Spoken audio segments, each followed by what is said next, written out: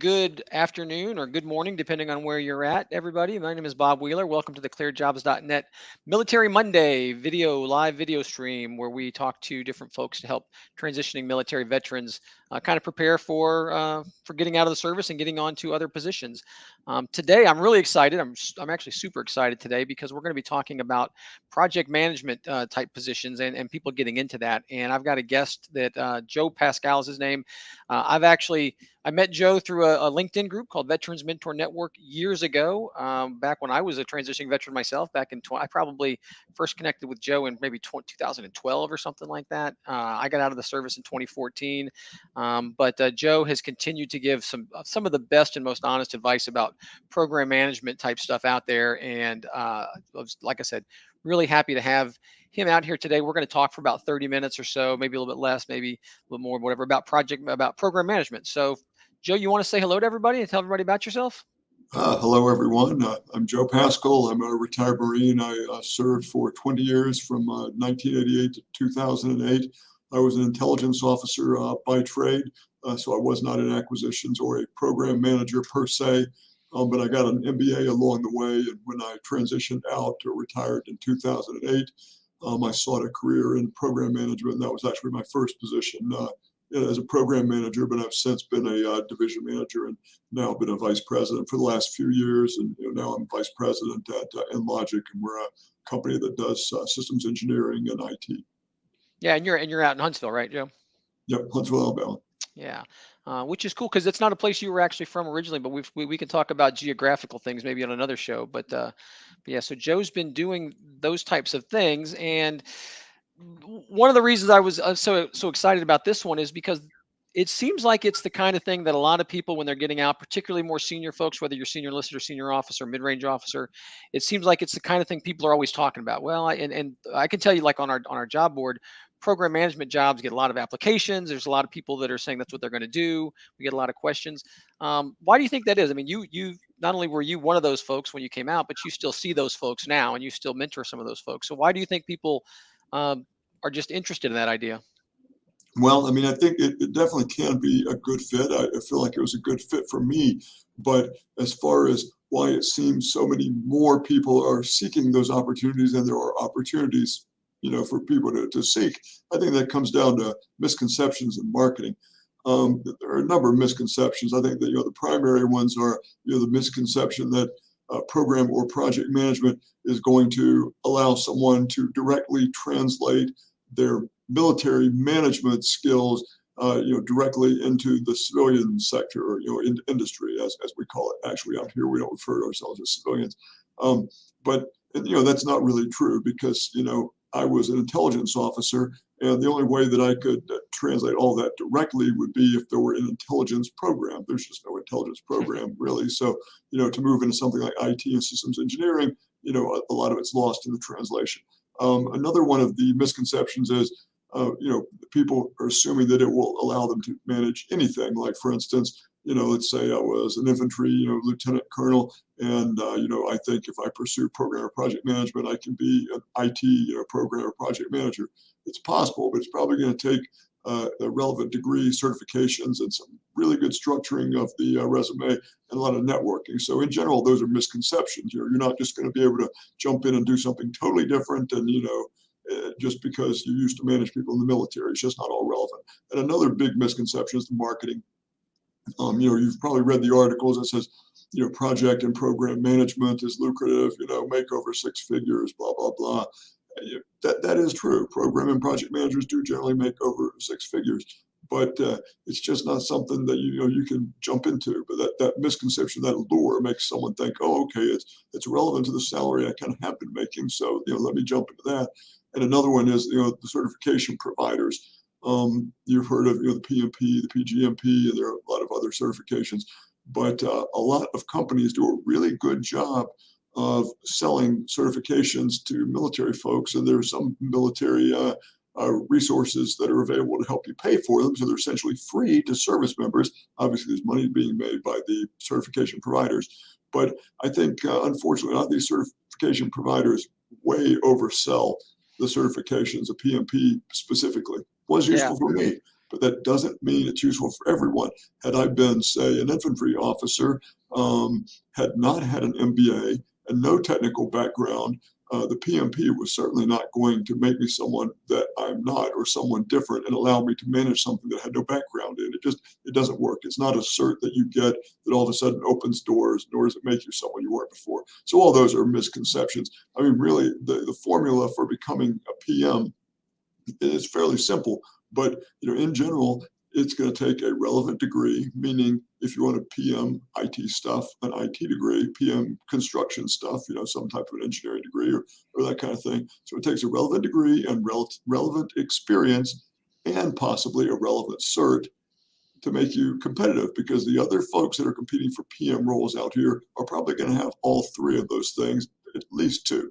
And so that's what you're dealing with. So that's why they're misconceptions, because too many folks are just coming out here and thinking, hey, I want to be a PM, and they don't realize all those relevancy issues. Yeah, it's interesting as you talk about that, Joe, and you mentioned that people think that's kind of what they're doing already. It makes me think of something else we talk about on resumes sometimes, where we think that as a senior person you're just responsible for things. You're not really doing anything. You're just if I was a chief petty officer in the Navy. You were a lieutenant colonel, and you think that yourself, well, I'm responsible for all of these people or all of these programs, but you're really not doing anything.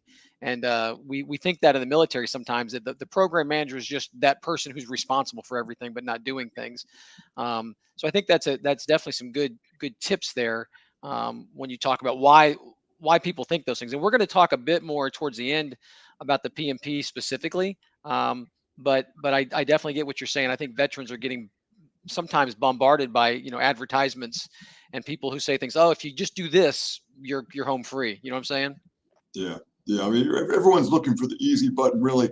I mean, you see this insurmountable obstacle in front of you, transition, this big wall, and everyone's looking for a door through or a way around the wall instead of just start climbing. And there's a lot of misconceptions out Yeah. there. Hey, so let's talk a little bit about the differences. Like, so I mean, now that we've kind of maybe scared people a little bit to say it's not as easy as you think it is.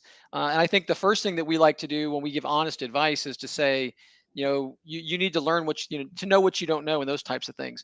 So you kind of talked about how the military leader type thing, but what's a day in the life like as a project manager or program manager for real? Like when whether it was you starting out at the beginning of your post military career, or even what you're doing now, uh, what kind of things are really happening if you're a gainfully employed program manager?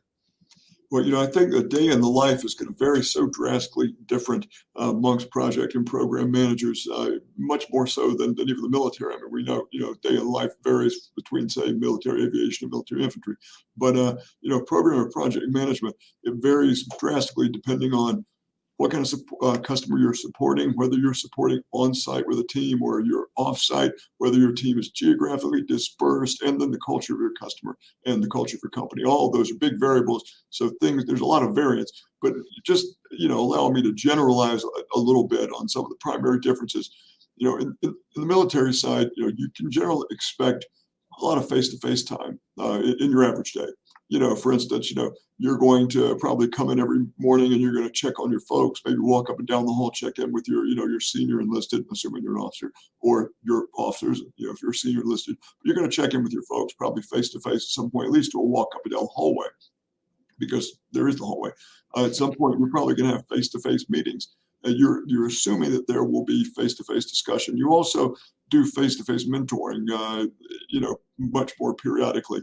And then, of course, PT time counts. That was huge for me because PT time counted during your day. Well, nobody cares if your PT is a project or a program manager, and it surely doesn't count for work hours. So that's an extra probably couple hours you got to factor into your day there. That's real.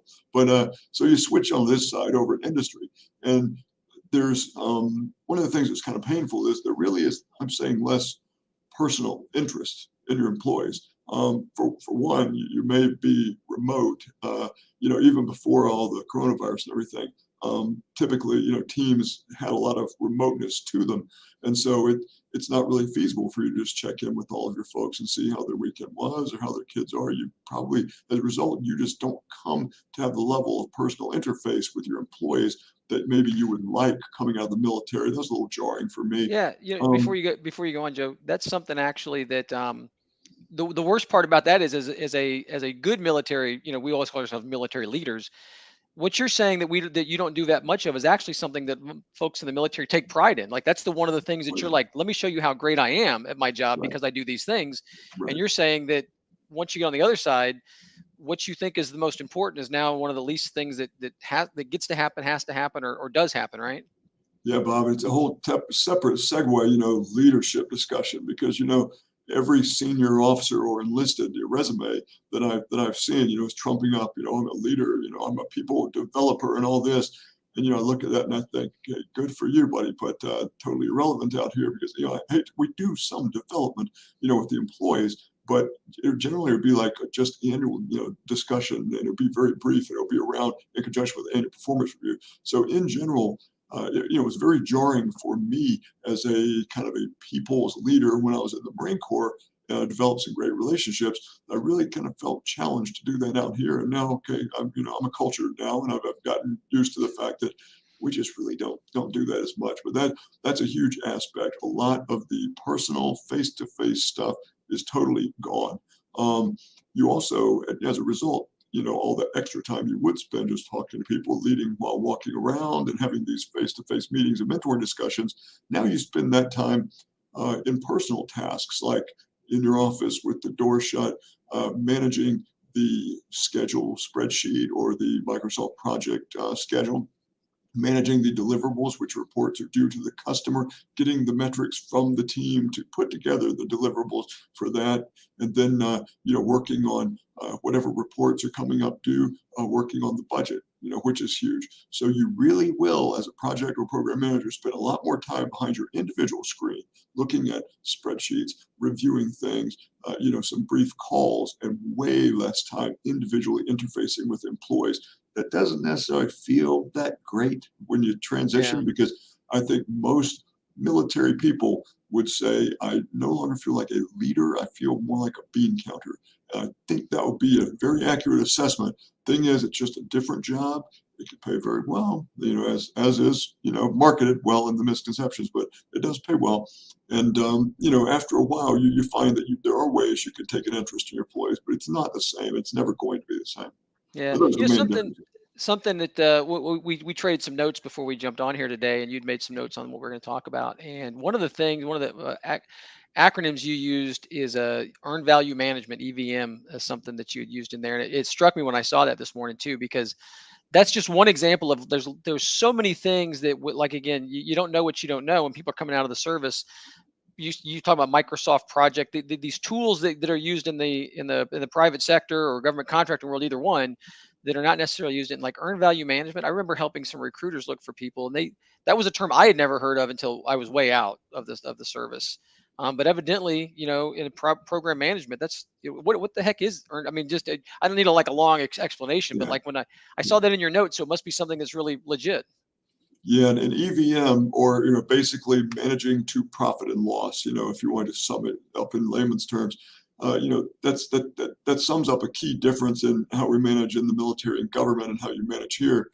You know, for instance, in the military, salaries are fixed. What that means is if you have a team of 20 people working for you, they're getting paid.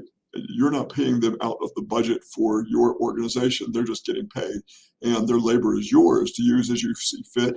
And if you choose to tell them, "Hey guys, we got some stuff going on this weekend. Need everybody to work all weekend," well, that doesn't cost you any extra. You just do that. Now, if you're a good leader, you might say, "Hey, we'll take some time off, next week, or I'll cut you guys at 96 or something," and you can do those things. But it doesn't cost you or go against your budget if you use them. So, for instance, on the other side here, if we had thought we had to surge to work some folks over the weekend, some folks have time and a half, if they go overtime. On some contracts, we have stipulated that you cannot work more than a 40-hour work week, in which case I can't work them or I have to work them and then they work that much less the next week.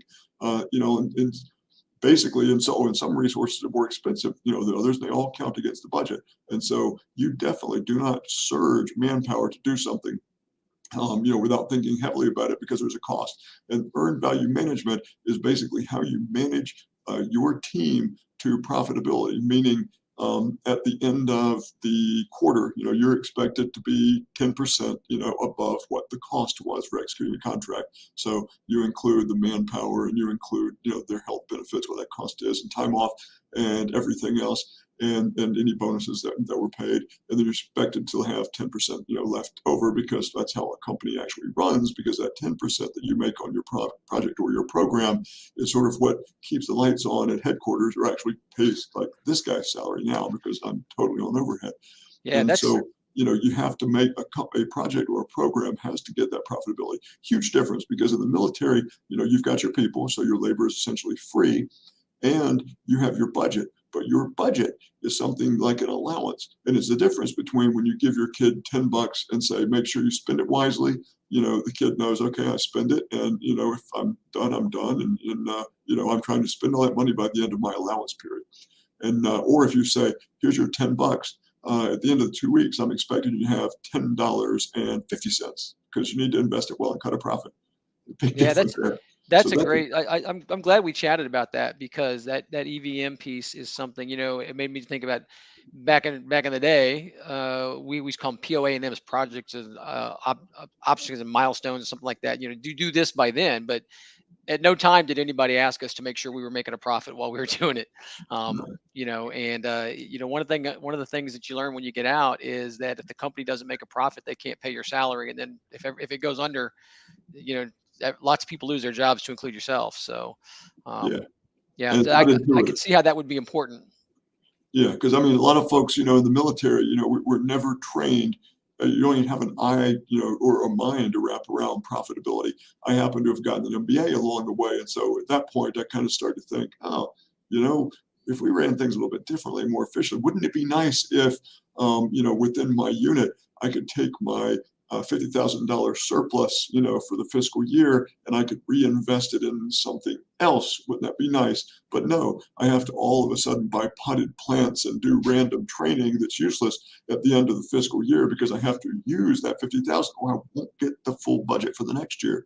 And so that's the kind of thing that's a huge difference between earned value management and budget of the military. Yeah, yeah. So we talked a little bit about that PMP earlier. And we talked. You did a great job of explaining how sometimes the marketing of the PMP drives people towards without really understanding what they're doing. But as far as the certificate itself, if you were to pursue a PMP certification for somebody while they're still in the service, a couple things I wonder is one, how much of these things that we talked about, like some of these terminologies, could you do like a gap analysis by working on your PMP to find out what it is you're supposed to be doing that you don't know? And would there be any value at all of learning true project management while you're still in? Could it make you a better, lieutenant colonel, or a better, sergeant major, or a better first sergeant?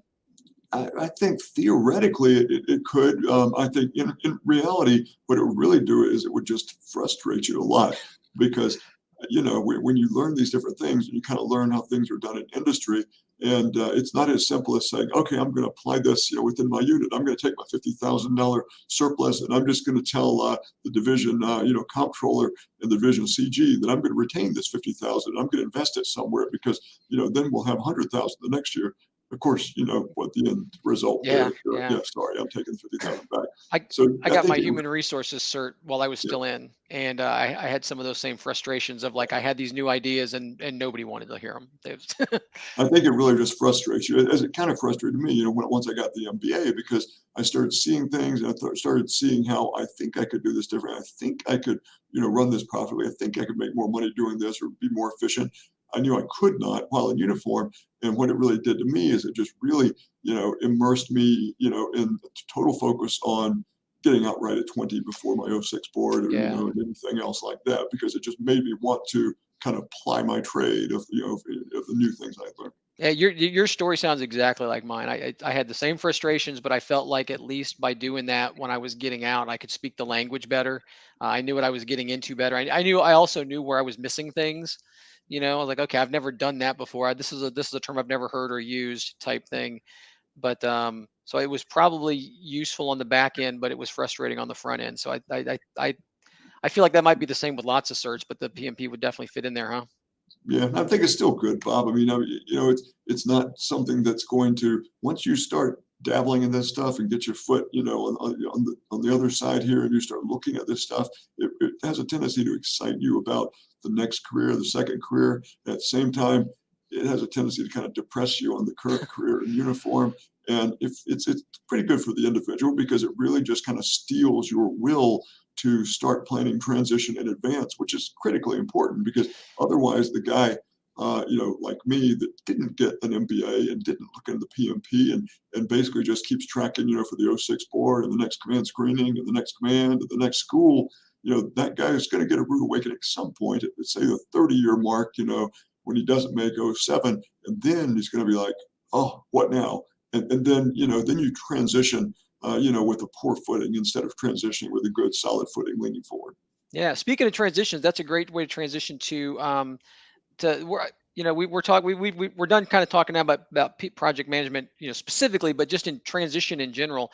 Joe, I actually met Joe. I told you I met him years ago. I met Joe through a LinkedIn group called the Veteran Mentor Network Group, and this was 2012. So this was before, it was kind of cool to be on LinkedIn, I think.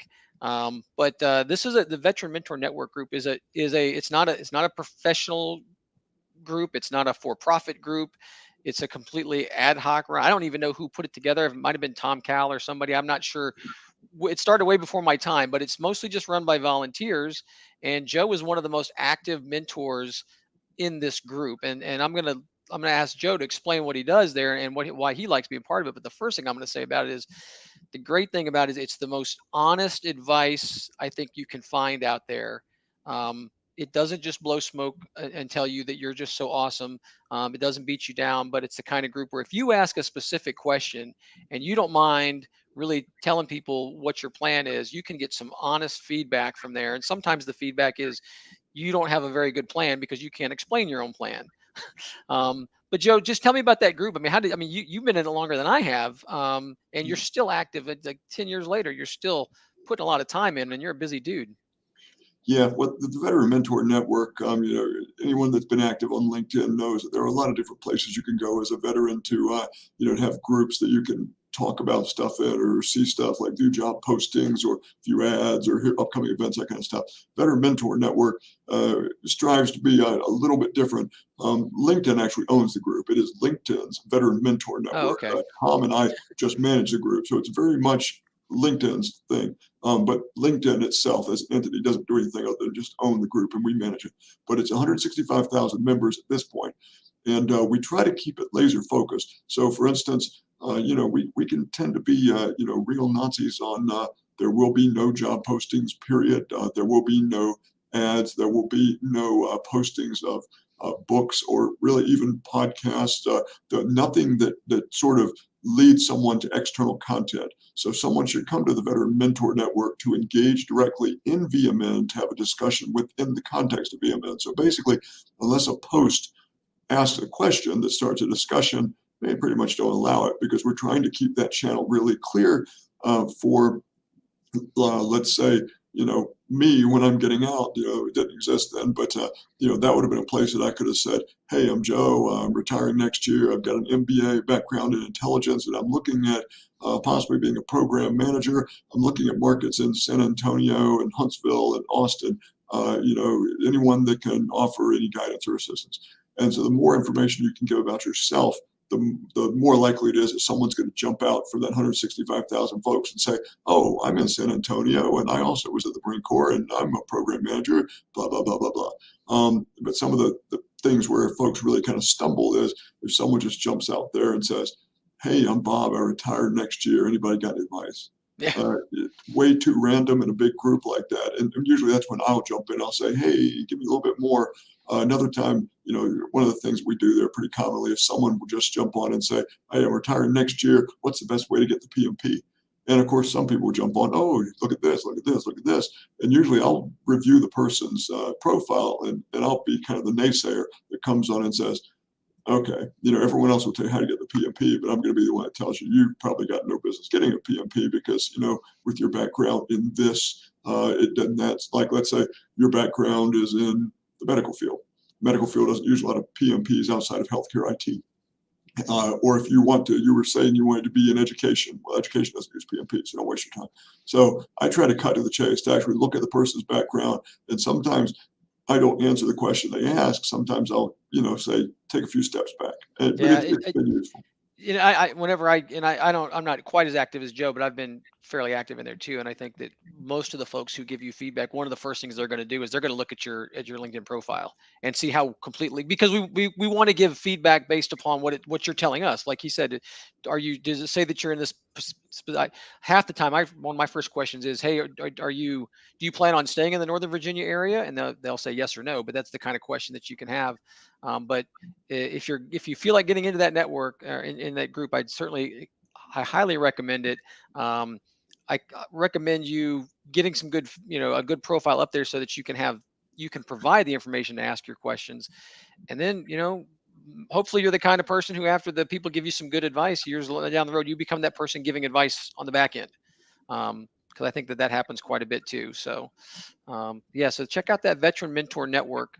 We're starting to wrap up here a little bit. I will tell you before we wrap up completely, I saw a couple of folks, mostly in the comments, were just basically saying, "Hey, I'm in Alabama. I'm here, Athens, Georgia. I think was somebody, Um, but if you have a specific question, either for myself or for Joe, if you send it to customer service at ClearedJobs.net, we can get that question answered. We can get that connected. Um, I will also let you know a couple of other things that are just going on before we wrap up.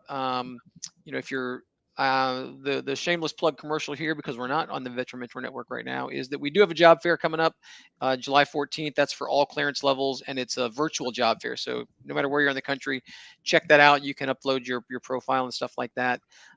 There's a few things going on in Huntsville. There's I had a banner already set up for National Cyber Summit, which is an event that's going to be in September. If you're in cybersecurity, I know Joe is going to be there with his organization in Logic. And then there was something, I don't have the banner, but there was the other one that's in August, Joe, that you're going to be at. That's the Space and Missile Defense Symposium, 9 to 11 August here in Huntsville. That's heavy on engineering, also cybersecurity and IT. Yeah. But it's basically anything that has anything to do with the space and missile defense industry, not just in Huntsville. It draws thousands of folks from other places. Yeah. So those are the types of things where you can catch Joe at. Joe's, like I said, he's down in Huntsville. You can find him on Veteran Mentor Network. Joe, if anybody wants to connect with you, do you just find you on the network? Do you want me to put out your LinkedIn address, or how do you want to? Yeah, I mean, really, I mean, I'm a hiring manager. I'm not a recruiter, so I'm not at all looking to connect with a bunch of, random folks that I might not actually have any interface with. So I tend to not accept connection requests unless I know the person. But if someone jumps onto VMN and they're active and they make some comments, we engage in a discussion. I certainly do connect, but I actually am kind of a minimalist when it comes to connection. The reason for that is a different tool. Yeah. LinkedIn is like a Leatherman tool. You can use it however you want to. I choose to use it, as basically like a business intelligence gathering. So I really like to be able to say that I know every single one of my connections, which I do. I got about 2,500, but I could tell you the context of every single one. And so that's just me. But certainly Yeah. join in on VMN, and if we engage in a discussion and actually end up knowing one another, yeah, sure, I'll accept the connection request. Yeah, and so Joe and I've had this conversation too about LinkedIn, about the uses. And Joe's a minimalist, and that's because that's his position. I'm in a human resources, recruiting, sales background, so I'm a maximalist, honestly.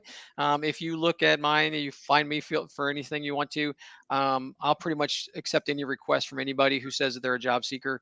But that's because that's part of my job, and that's a different use of those things.